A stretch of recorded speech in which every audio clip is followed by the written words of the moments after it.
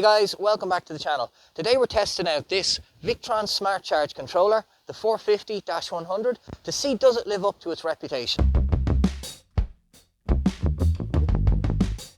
Just about everybody in the off-grid world knows about Victron as a brand. They're designed in the Netherlands and built in India.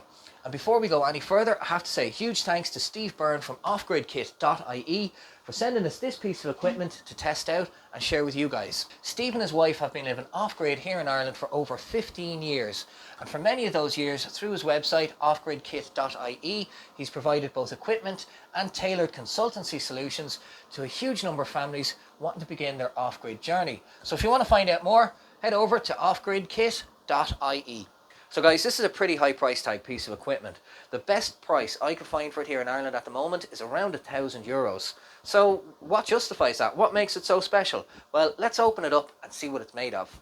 It's got full canvas connectability and can be paralleled with up to 25 other units for huge off-grid power systems. The first thing I'm seeing here, guys, is on each of the PV inputs, it's got its own safety relay, which is a great feature. Haven't seen that on any other MPPT that I've opened up.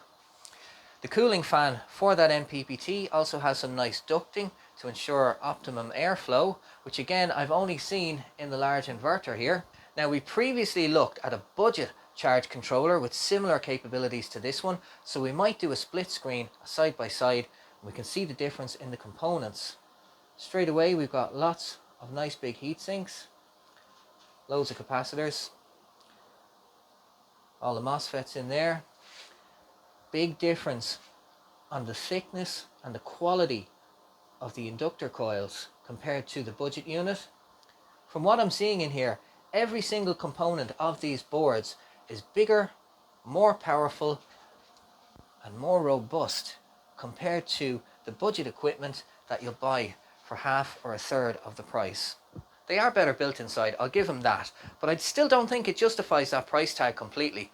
You could spend 9, 10 or even 12 grand on a high-powered Victron kit before you've ever even bought a solar panel or a battery, and I'm not quite sure why you would.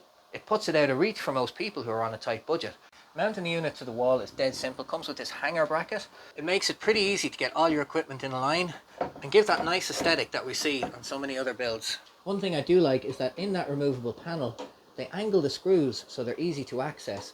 With almost every other unit, you're trying to come up at it from the bottom like this, but the Victron designers made sure that you can access it, especially important if you have conduit or something there in your way.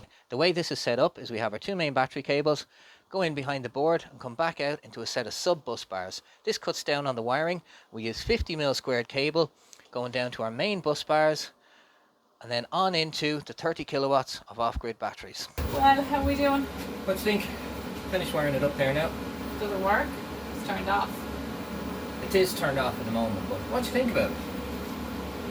It doesn't match chatting in here. It's quite big if it's the same thing as just that. And all I know about it is the fact that like this is all in one, but you have to buy every little thing for that. That is what I don't like about Victron stuff. That was around €1,000 on its own. Okay. So. And then you still have to buy an inverter then on top of it. Yeah, and they're even more. Whereas the eSun versions of these, the iSolar SMW11, you can buy them for about 700 each, and you get everything all in one.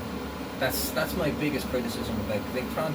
But to be fair, they're incredibly well made. It's not, look, I don't care as long as you bring in the power. Yeah, look, do you want to switch it on? We'll test it out.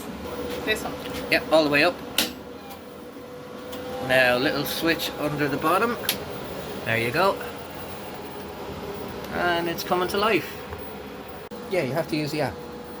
Yeah, and I know, look at the screen. It's like something out of an old Sony Ericsson or something. so you can't do anything with this unless you use an app. Yeah. You can't just turn on the panels. Well, you have to configure the battery settings so it's charging the batteries correctly. Oh, I thought when it turned on and say, hey, so much power is coming in. Okay, we'll switch on the panels. Get ready for 4.5 kilowatts. There we go. Straight away, she's getting 344 and it's letting it in slowly. Why is there no wattage? It's there, 10 watts. Yeah, it should be 1,000. Why are we not getting the... No wattage. Maybe it's taking a minute. What's over there? It's not getting any power from the panel, something's wrong. So we figured it out, thank God, there was nothing actually wrong. It was a safety feature of the charge controller. It was set up looking for a separate BMS on the CAN bus network, which doesn't exist in this case because the batteries have their own built-in BMSs. So what the Victron was looking for was that signal and communication to the BMS, and until it received that, it wasn't allowing any power in. So that's a great safety feature to have. All I had to do was go into the Victron Connect app and change the settings so that it's no longer looking for a BMS, and it started letting power in straight away.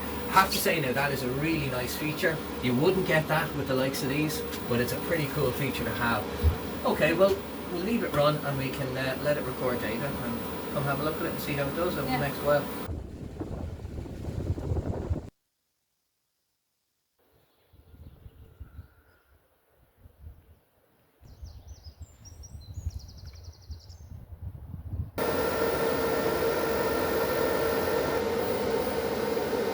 The first huge plus I noticed about the Victron compared to the other MPPT, particularly the crappy one that's built into this unit here, is it never stops letting in power. For example, in really low light conditions where the cloud layer is maybe only 30 meters above the height of the roof, the Victron here is still bringing in 400 to 500 watts from that string of 10 panels.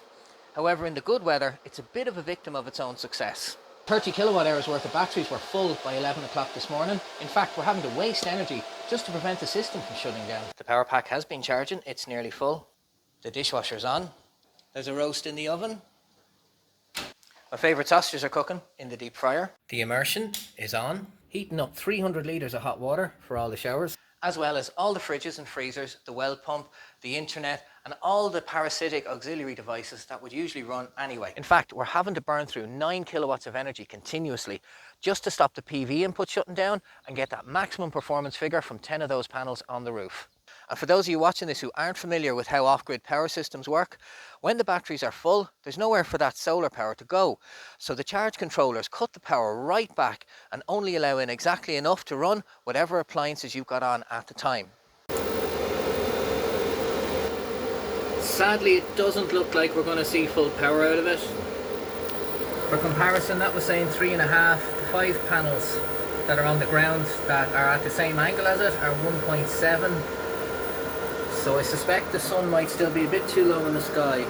4 panels on that exact same roof, bringing in 1.4. That's a pity. I suspect that the sun might still be a bit too low in the sky to get optimum angle.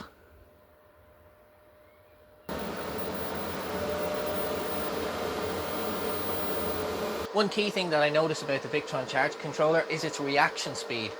How quickly it responds to the demand from the bus bar. The all-in-one inverter does respond as quickly as the Victron, however there's a noticeable difference between the cheap charge controller and the Victron charge controller. It goes without saying, when it comes to electronic parts, if it happens slow enough for your brain to recognise it, it's definitely nowhere near fast enough for a safe system. Looking at the Victron app itself, it is quite detailed. It gives you readings on absolutely everything, right through to the historical data.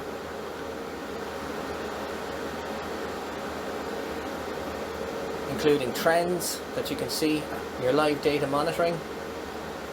Also in the settings menu, there's loads of options available. Lots of choices for customizing your battery settings. Also switching trackers on and off, partial shade detection, which is great. It even has a general settings menu where you can go in, create a service report if you should need some help. And you can also sign into the Victron remote monitoring system where you can monitor your devices when far away from home. It works absolutely perfectly. It is quite an impressive piece of kit. So now that it's been running a couple of days, what do you think of it? Yeah, it's actually quite good. It's giving it loads of power. It's an exceptional piece of equipment, to be fair. Definitely better built inside. Yeah. I just don't know, is that price tag still justified? Do you know, when it comes to building a system and spending your money, the more of this equipment that you buy, the longer the payback period is. That's the other side of it, but like, I know if you wanted to buy little pieces off it, probably wouldn't be a bad idea. So what do you think, if we were starting again, right, say we were starting from scratch, would you recommend the Victron stuff, or what do you think? When we started, it wasn't in our budget. No. It just genuinely wasn't. We started out with caravan inverters and kind of built on that. But I don't know, I would tell people probably to go with them. They are expensive, but like I probably wouldn't go like buy this maybe and add them, because if you buy all that, it's multiple. The whole things are just multiples. Yeah, that's my big criticism, and I still stand by it with the Victron stuff. You have to buy multiple pieces of equipment and they are expensive. So that has been the hands-on test of the Victron 450-100 Smart Charge Controller. Huge thanks once again to Steve Byrne from offgridkit.ie for giving us a lend of it and letting us show it to you guys and test it out and let you see what your money buys. Other than that, guys, hope you found this video interesting, hope you found it useful. Do take care of yourselves out there, and I'll see you in the next one.